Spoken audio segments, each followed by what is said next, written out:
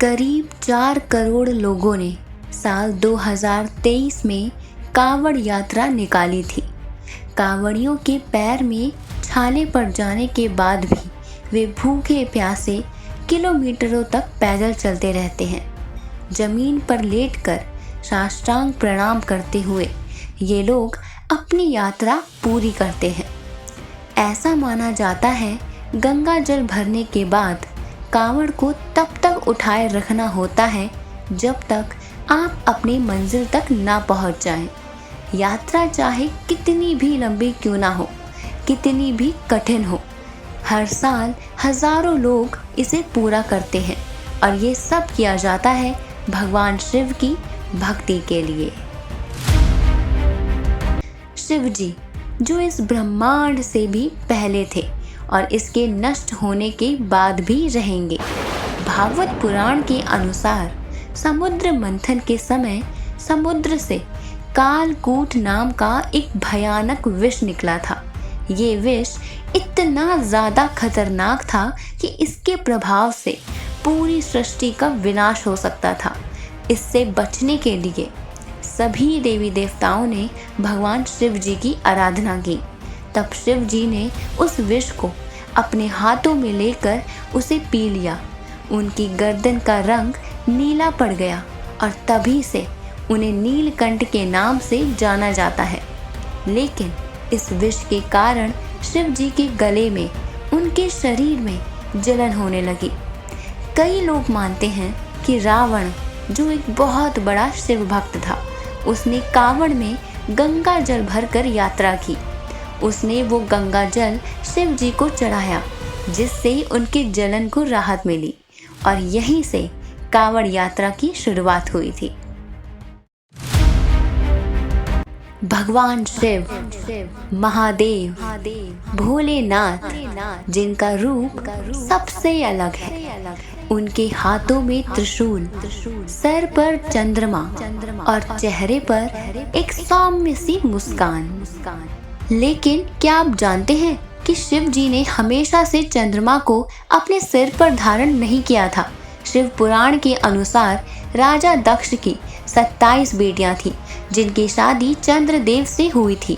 चंद्रदेव ने दक्ष से ये वादा किया था कि वे उनकी सभी बेटियों का ध्यान रखेंगे और सबको एक समान महत्व और प्यार देंगे। लेकिन विवाह के बाद चंद्रदेव का ध्यान सबसे ज़्यादा उनकी एक पत्नी रोहिणी पर रहता था। इसके कारण उनकी बाकी पत्नियां दुखी रहने लगी। वे अपने पिता दक्ष के पास इस बात की शिकायत लेकर पहुंची तो दक्ष ने क्रोध में आकर चंद्रदेव को श्राप दे दिया। उन्होंने चंद्रदेव से कहा कि उन्हें एक भयंकर बीमारी हो जाएगी और वो 15 दिनों में धीरे धीरे गायब हो जाएंगे। चंद्रदेव घबरा गए और वे श्राप से बचने के लिए ब्रह्मा जी के पास पहुँचे तो ब्रह्मा जी ने उन्हें भगवान शिव की आराधना करने के लिए कहा। तब चंद्रदेव ने मिट्टी का एक शिवलिंग बनाया और महामृत्युंजय मंत्र का जाप कर शिव जी का ध्यान करने लगे। चंद्रदेव के कई बार पाठ करने के बाद आखिरकार शिव जी ने उन्हें अपने दर्शन दे दिए। उन्हें वरदान दिया कि 15 दिनों में पूरी तरह गायब होने के बाद चंद्रदेव अगले 15 दिनों में फिर से पूरे हो जाएंगे। इसीलिए माना जाता है कि हर 15 दिनों के लिए चंद्रमा घटने लगता है और अमावस्या के दिन गायब हो जाता है। लेकिन शिव जी की कृपा से वह वापस पूरा होने लगता है। इसी तरह शिव जी का चंद्रमा को अपने माथे पर धारण करना इस बात का प्रतीक है कि चंद्रदेव पर शिव जी का आशीर्वाद है। देवों के देव महादेव जो अनंत हैं, करता करे ना कर सके, शिव करे सो होए। 3 लोक 9 खंड में, महाकाल से बड़ा न कोई।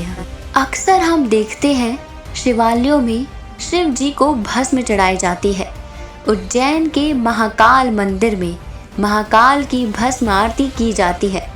कहानियों और पुराणों के हिसाब से भगवान शिव अपने पूरे शरीर पर भस्म लगाते हैं।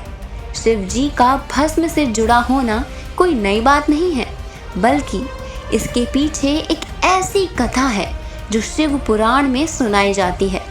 प्राचीन काल में एक प्रणाद नाम के ऋषि लगातार कई सालों तक जंगलों में तप कर रहे थे।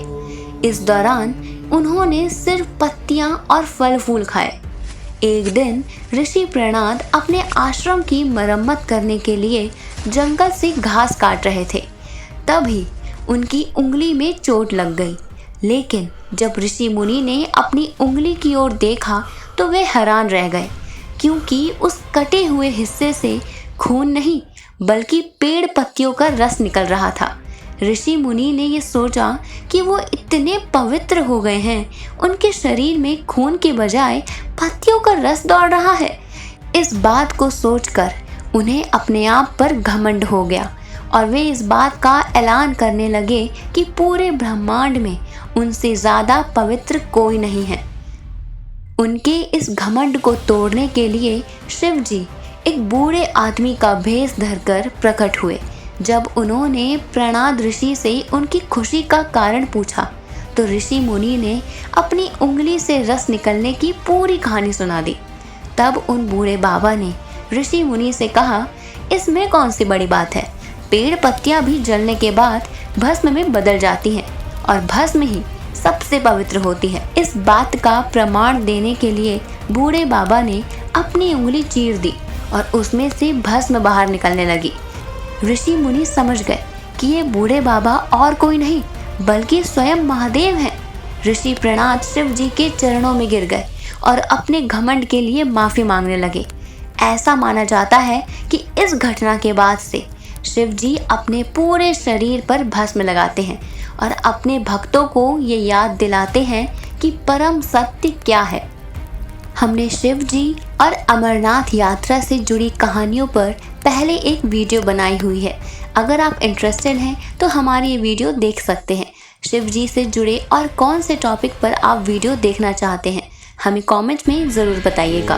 इस वीडियो को लाइक और शेयर कीजिए और ऐसे ही अनसुनी, अनकही और अनदेखी कहानियों के लिए साइंस अनवीर को सब्सक्राइब कीजिए। हर हर महादेव।